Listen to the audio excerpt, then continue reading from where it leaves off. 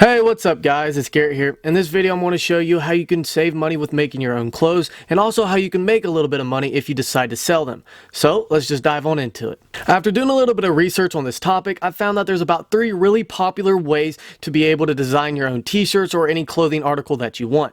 And the first way that we have is screen printing. What's really cool about screen printing is you can mass produce a lot of t-shirts or clothing articles with the same design at a very fast rate. But the bad part about screen printing is it is a little bit costly up front for all the materials that you need to be able to do this. So because of that, what I'm going to do is throw the screen printing right out the door, and we're not going to do that in this video. But one that we are going to do, which is second on our list, and that is transfer paper.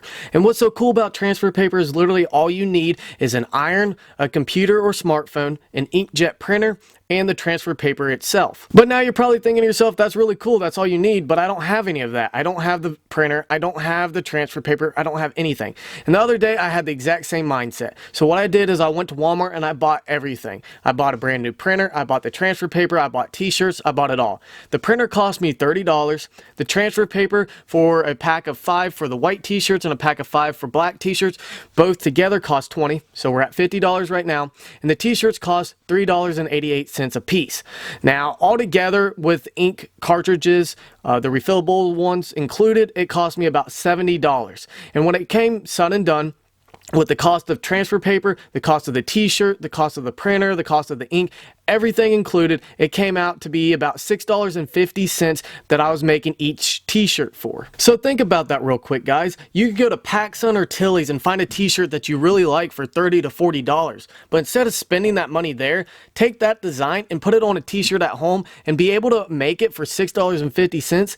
That's really cool. But I understand if you don't want to fork up that $70 up front to be able to do this, I have a third method for you, and that is the saran wrap one. With the saran wrap method, is definitely the cheapest out of all these. The downside is you don't get as good of a quality product as what you do with the transfer paper and the screen printing methods. So with all that being said, I want to demonstrate to you guys how to do the saran wrap method and also how to do the transfer paper method. So now it's time to go make some t-shirts. The first method that we're going to be doing here is the saran wrap method. So what I'm doing is going on Google Images and finding a picture that I like, and then what I want to do is go to Word document and paste it and then print it out. You can also use your phone if you have a wireless printer, it does not matter. Also, the printer can be a laser printer or an inkjet printer, it does not matter for the saran wrap method. Now what we want to do is preheat our iron, and we want to turn it to the cotton setting here. Also, what we want to do is turn off the steam. You do not want any water whenever you're doing this. Now we're going to cut out our picture here, and once we do that, then we're going to get our saran wrap out. Once we have our saran wrap, what we want to do is pull it out to be about 1.5 times bigger than what our picture is. We're going to cut that out. And once we do that, what we want to do is take our picture and put it face down on the saran wrap and tuck the corners and edges in. You also want to make sure that there is no exposed paper. You want the backing to be completely saran wrap. This is what it should look like when you are finished with that. And then now, since the iron's done preheating, what we want to do is iron our pillowcase. The reason why we have a pillowcase down is so then it does not ruin the surface that we are ironing on. You could use an ironing board for this, but ironing boards are not that sturdy. It's not as hard of a surface as what a table. And I think the perfect surface that you could use would be a wooden table or something of that nature. Now what we want to do is go ahead and iron our t-shirt. Also, with the saran wrap method, it does not matter what kind of t-shirt you're putting this on. It could be black, pink, it does not matter the color. Once we're done ironing, what we want to do is go ahead and line up our picture. Make sure that it is squared up, and then we're going to take our wax paper here and pull out a size a little bit bigger than what our picture is. The reason why we want wax paper and not directly ironing on to the saran wrap is because the saran wrap will melt to your iron and pretty much ruin your iron. So once we put the wax paper over top of it, what we want to do is slowly go left to right and then go up and down. And I found that about a minute to a minute and a half is about the perfect time to do this. Once we're done ironing, what we want to do is fluff the t-shirt up a little bit and then let it sit here for about 2 to 3 minutes to let it cool down. Once that 3 minutes is up, we're going to go ahead and peel it, and we're going to be very slow when we peel this up.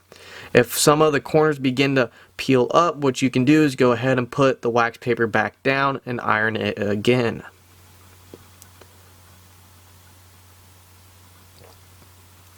Once we're done, this is the final image. Now I highly and strongly suggest that you do not wash this in the washing machine. If you do want to wash it, hand wash it, but be very gentle because it will ruin the image. Now it's on time to go to the transfer method. What we have here is the Avery do-it-yourself transfer paper, and we have the white or light fabric kind.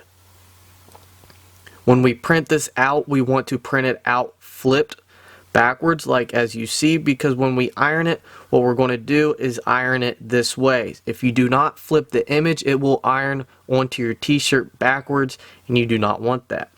Now the Avery does come in a black or dark version, and it has a peel on the back as you can see like that, and it comes with these wax paper sheets that you go over top.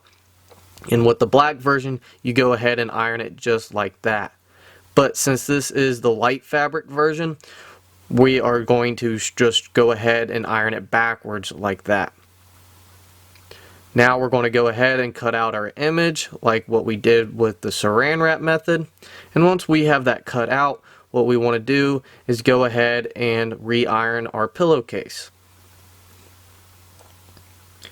Then we're going to lay our t-shirt out, and once we have our t-shirt laid out, we're going to go ahead and iron it and make sure everything is flat, and then we're going to put our image on our t-shirt. Make sure that you have it the right way, because you do not want to accidentally put it upside down on the t-shirt, because once you go ahead and start ironing, there is no turning back.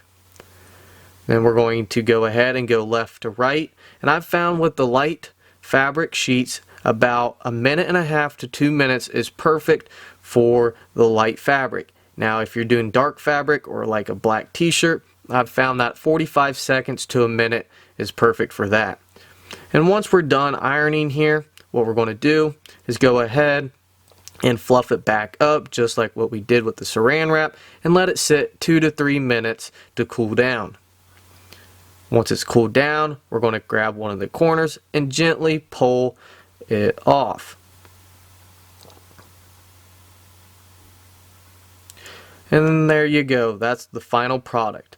Now as you can see, it's a lot more durable than what the saran wrap method is. You can pick at it, you can pull at it, it's not going to go anywhere. Now here comes the next step. This is very important. When you wash your t-shirt, put it on cold, low spin cycle. Also flip it inside out like this so the image does not rub. Then go ahead and throw it in your washing machine and push start. Now when it comes out of the washing machine, that you hang it up to air dry, and then you can put it in the dryer to fluff it up and get rid of the wrinkles. And here are some other t-shirts that I did with the transfer paper. As you can see, they turned out really good. Also, if you do plan on selling them, you can't do Adidas logos and stuff like that, because you will get in trouble for copyright if you try to resell them. Also with the peach tea one there. But here are some close-up images to see actually how good they stayed on. And these are t-shirts that I've washed several times. So they do stay on and they look really good. So that pretty much just wraps up the video, and I apologize to you guys if that tutorial was really boring, but I really wanted to make an in-depth tutorial on how to do it. So if you do plan to go and do this, then all you have to do is just come back to this video and you could watch it. Also, I really think that a lot of high schoolers and college kids need to do this. You save a lot of money by making your own own clothes. And also you can be really creative with what you do, and you can even make some money with doing it. You could put your own logos, your own images and everything, and then you could sell it off as your own. Also, I really think that the transfer paper method way is definitely the way to go. As you can see, it's very easy. All you need is an inkjet printer, some scissors, and an iron, and some t-shirts. So again, if you enjoyed the video or you think that you took something away from it, all that I ask is if you push that like button, and I will see you on the next one.